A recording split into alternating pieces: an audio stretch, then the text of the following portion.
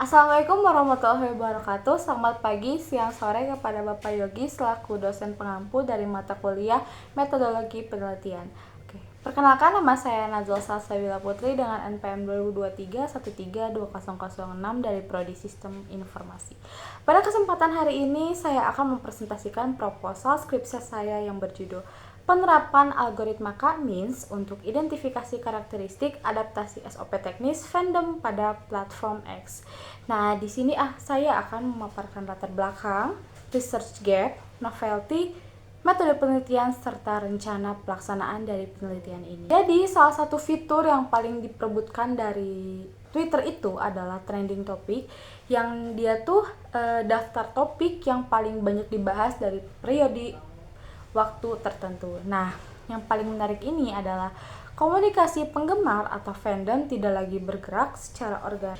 Nah, seperti yang kita tahu, kalau platform X ini adalah biasanya kita kenal sebagai Twitter, adalah salah satu platform media sosial yang paling berpengaruh pada saat ini, terutama untuk diskusi publik secara real time. Satu fitur yang paling diperebutkan adalah trending topic. Kenapa sih? Nah, karena trending topic ini adalah daftar topik yang paling banyak dibahas dalam periode waktu tertentu.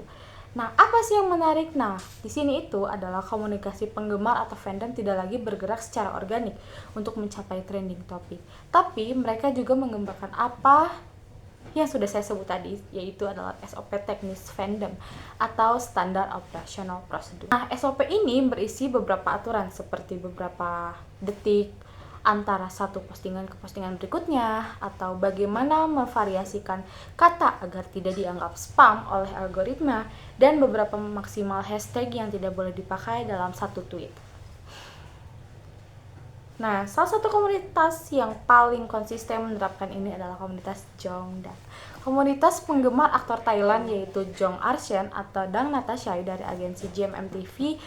Komunitas ini tuh mampu gitu jadi ini tuh menimbulkan pertanyaan besar kayak apakah SOP teknis ini tersebut benar-benar efektif dan seberapa besar sih kontribusi masing-masing variabel. Nah itu yang akan saya jawab dalam penelitian ini. Oke, kita masuk ke identifikasi masalah. Nah, dari fenomena yang sudah saya amati, saya mendapatkan 3 masalah utama. Yang pertama ada SOP teknis fandom yang sudah digunakan secara masif.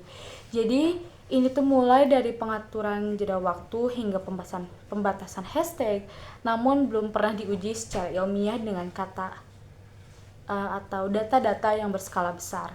Nah, yang kedua ada munculnya beberapa fenomena yang saya sebut sebagai bot-like behavior, yaitu akun manusia yang secara sadar meniru pola mesin untuk mendominasi trending topik secara terencana. Yang ketiga, ada sistem keamanan platform X sendiri belum cukup akurat dalam membedakan antara spam yang benar-benar mengganggu dengan aktivitas semi bot dari komunitas penggemar.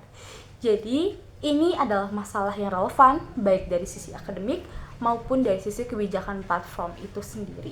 Oke, kita masuk ke research gap. Di sini saya ingin menjelaskan research gap atau kesenjangan penelitian yang menjadi dasar kenapa sih penelitian ini tuh harus saya lakukan.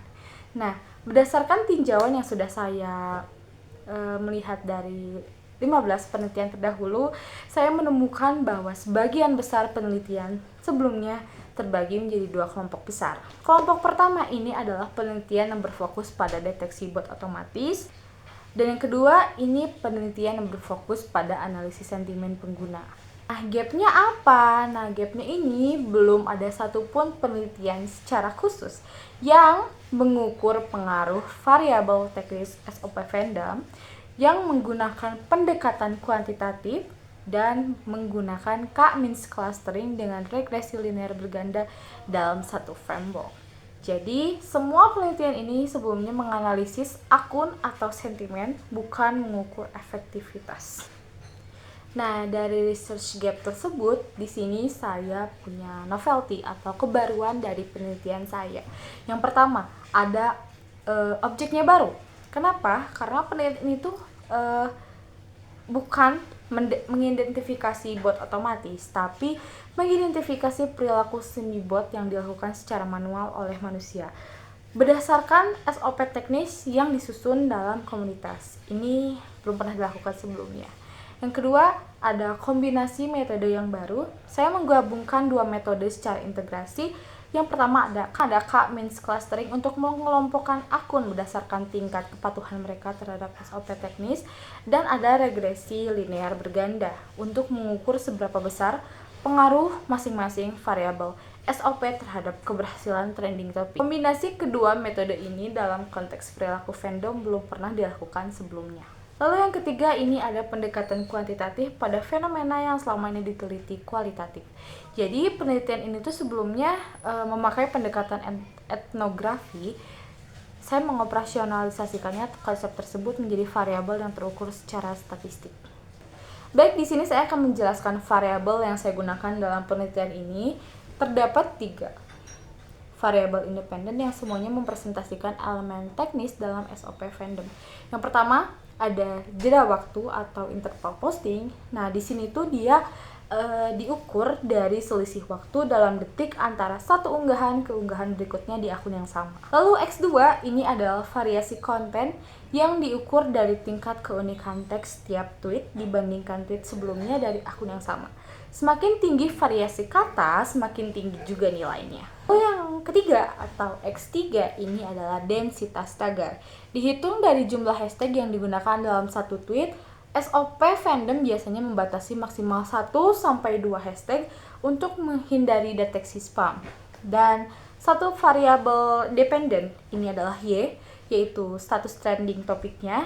Nah, dia itu dioperasionalkan sebagai variabel biner. 1 jika total indeksinya itu adalah like plus retweet, itu tuh melebihi nilai median sampel. 0 jika di bawah median.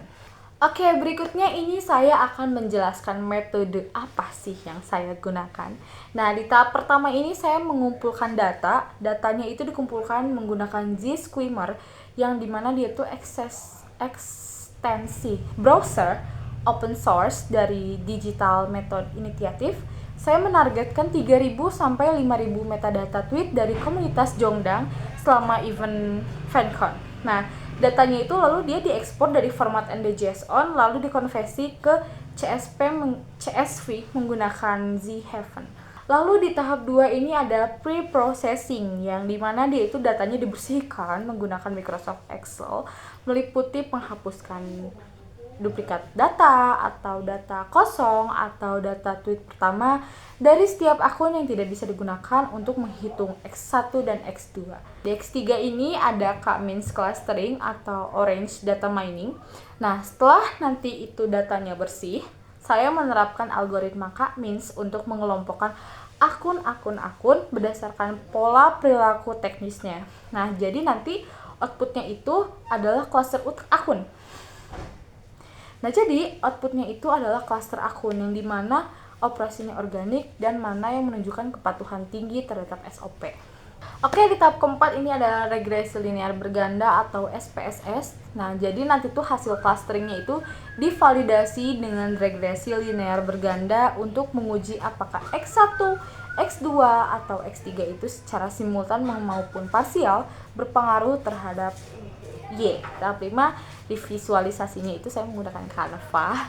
Temuan divisualisasikan dalam bentuk infografis agar lebih komunikatif dan mudah dipahami. Oke, kita masuk ke rumusan masalah dan tujuannya ya. Jadi di rumusan masalahnya ini, penelitian saya ini ada 2. Yang pertama adalah bagaimana implementasi algoritma K-means clustering dalam mengelompokkan karakteristik perilaku akun fandom yang menggunakan SOP teknis di platform X.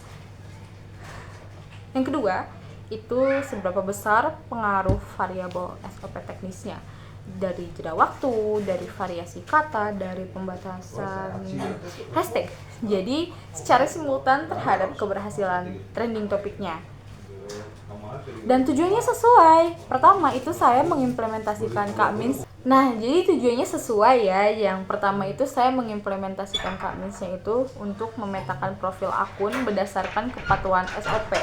Yang kedua, ini saya menganalisis efektivitas variabel SOP tersebut menggunakan regresi linear berganda. Oke, baik, itu saja hasil dari penelitian saya. Yang bisa saya rangkum ini adalah latar belakangnya ini saya fandomnya menggunakan SOP teknis untuk trending, tapi belum pernah diuji sama ilmiah. Lalu research gap-nya ini belum ada penelitian kuantitatif yang mengukur efektivitas SOP teknis Venn sebagai variabel terhadap trending topik. Lalu novelty-nya ini kombinasi K-means dan regresi linear berganda pada objek perilaku semibot manusia yang pertama kali dilakukan. Metodenya itu saya menggunakan Z-Swimmer, pre-processing, K-means use orange, dan regresi SPSS, dan visualisasinya saya menggunakan Canva. Jadi sampai saat ini saya juga sangat terbuka untuk masukan, koreksi, dan arahan dari Bapak Yogi untuk menyempurnakan penelitian saya juga. Baik, terima kasih atas waktu dan perhatiannya. Saya ucapkan terima kasih. Wassalamualaikum warahmatullahi wabarakatuh.